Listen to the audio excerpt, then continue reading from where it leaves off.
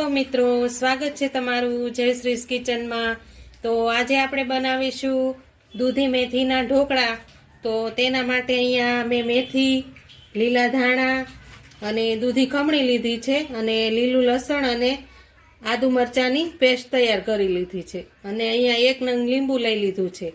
તો હવે આપણે બધું જ મિક્સ કરી લઈશું। તો આપણે અહીંયા 3 લોટ લઈ લીધા છે। કરકરો ભાખરીનો લોટ છે અને ચણાનો લોટ છે અને આ છે જુવારનો લોટ। મેં જુવારનો 1 વાટકો લીધો છે અને કરકરો ભાખરીનો અડધી વાટકી અને ચણાનો પણ અડધી વાટકી। તો આપણે ત્રણેય લોટને મિક્સ કરી લઈશું।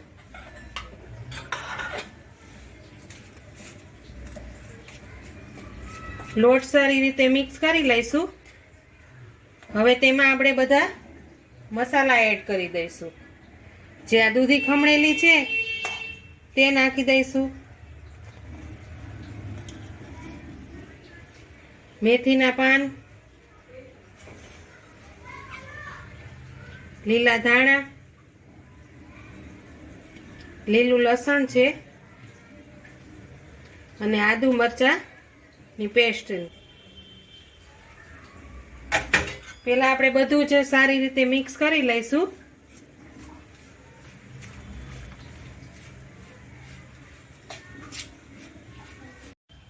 તો આપણું બધું જ મિક્સ સારી રીતે કરી લીધું છે। હવે તેમાં આપણે બધા જ મસાલા એડ કરી લઈશું। 1 ચમચી ધાણા જીરું પાવડર, અડધી ચમચી હળદર, સ્વાદ પ્રમાણે આપણે નિમક એડ કરીશું અને 2 ચમચી જેટલી ખાંડ એડ કરીશું, કારણ કે આ ઢોકળા સેજ ગળપણ વાળા હોય છે, તે સેજ મીઠા સારા લાગે છે। હવે આપણે અડધી ચમચી જેટલો ગરમ મસાલો એડ કરી દઈશું। હવે આપણે અડધી આટલી આપણે ખાવાનો સોડા છે તે એડ કરીશું, તો સરસ રીતે ફૂલીને બનશે એટલા માટે। હવે તેમાં આપણે લીંબુનો રસ એડ કરી દઈશું। મેં અહીંયા 1 લીંબુનો રસ લીધો છે। હવે આપણે તેને સારી રીતે મિક્સ કરી લઈશું। જો આમાં આપણે પાણીની જરૂર પડશે તો જ પાણી એડ કરવાનું છે, નહીતર તો સરસ રીતે લોટ બંધાઈ જશે, કારણ કે દૂધીમાં થોડુંક પાણી હોય છે એટલા માટે। આ રીતે મિક્સ કરી અને 1 મોટી ચમચી જેટલું આપણે તેલ એડ કરવાનું છે।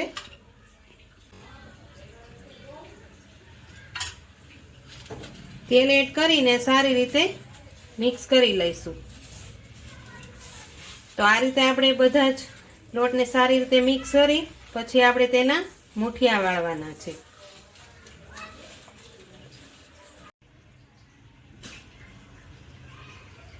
તો આપણો મુઠિયાનો લોટ એકદમ સરસ રીતે બંધાઈને તૈયાર થઈ ગયો છે। તો હવે તેને આપણે આ રીતે પતલા પતલા વાળી લઈશું મુઠિયા। આ રીતે આપણે પતલા જ રાખવાના છે, બહુ જાડા નહીં। તો આપણે જો એકદમ સરસ બનીને થઈ ગયા છે।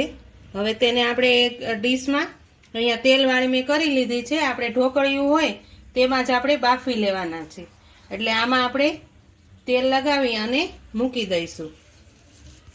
તો આ રીતે આપણે બધા જ મુઠિયા એક સરખા વાળી લઈશું। આ રીતે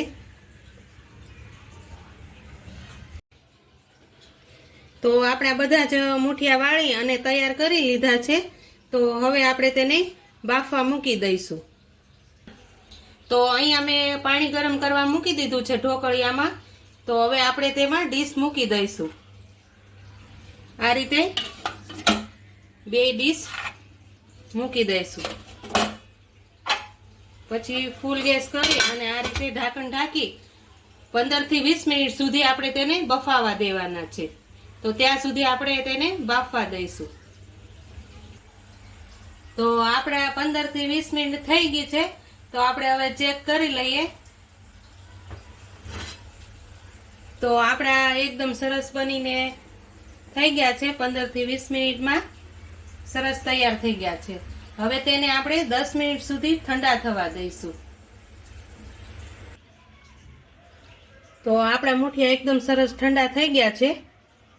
તો આ રીતે ફૂલીને એકદમ સરસ થઈ ગયા છે. તો હવે આપણે તેનો પીસીસ કરી લઈશું. આ રીતે આપણે તેના નાના નાના પીસ કરવાના છે. આ રીતે આપણે બધા જ કટિંગ કરી લઈશું. તો આ શિયાળાની ઠંડીમાં ખૂબ જ મજા આવે છે ને સવારે તો ચારે ખૂબ જ મજા આવે છે ખાવાની. તમે પણ ઘરે જરૂરથી ટ્રાય કરજો. આ રીતે સરસ પોચા રૂ જેવા બનીને તૈયાર થાય છે. તો આ રીતે આપણે બધા જ કટિંગ કરી લઈશું. તો હવે આપણે બધા જ ઢોકળાનું કટિંગ કરી લીધું છે. આ રીતે બધા જ એક સરખા પીસ કરી લીધા છે. હવે તેનો આપણે વઘાર કરીશું. તો અહીંયા મેં પેન મૂકી દીધું છે. હવે તેમાં આપણે 2 મોટી ચમચી જેટલું તેલ એડ કરીશું.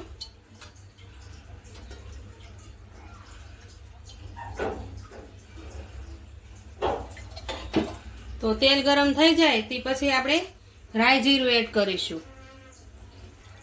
તો આપણું તેલ આવી ગયું છે. હવે તેમાં રાઈ જીરું એડ કરી દઈશું.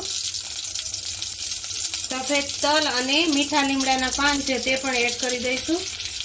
તલથી એકદમ સરસ સ્વાદ આવે છે. અને એક લીલું મરચું કટિંગ કર્યું છે તે પણ એડ કરી દઈશું. હવે આપણે તેમાં ઢોકળા એડ કરી દઈશું. તો આ રીતે વઘાર કરવાથી એકદમ સરસ ટેસ્ટી બને છે અને ખાવામાં પણ ખૂબ જ સરસ તૈયાર થાય છે. તો આ રીતે આપણે તેનો વઘાર કરવાનો છે. તો આપણા મુઠિયા ઢોકળા એકદમ સરસ રીતે વઘારીને તૈયાર થઈ ગયા છે. આ રીતે આપણે વઘાર કરી લીધો છે. તો હવે ગેસ બંધ કરી દઈશું. તો તૈયાર છે આપણા દૂધી મેથીના ઢોકળા. તો તેની ઉપર આપણે લીલા ધાણા એડ કરી દઈશું.